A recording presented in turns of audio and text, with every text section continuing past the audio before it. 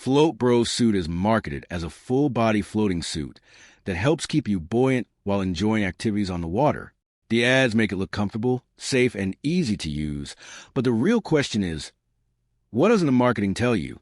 Now, to be fair, flotation suits are a legitimate product category and can provide extra buoyancy for certain water activities when used correctly. What it does well: added buoyancy. The suit helps keep the wearer more buoyant than regular swimwear, making it easier to stay afloat. Comfortable for recreational use. Many flotation suits are designed for activities like floating, fishing, or relaxing on calm water, where the hype falls apart. It's not a life jacket replacement. A flotation suit should not be treated as a substitute for a properly certified personal flotation device where one is required. Not designed for every water activity. Strong currents, rough waves, and high-risk water sports are outside its intended use. Fit matters. A poor-fitting suit may not provide the intended level of comfort or buoyancy. So, should you buy the Float Bro suit?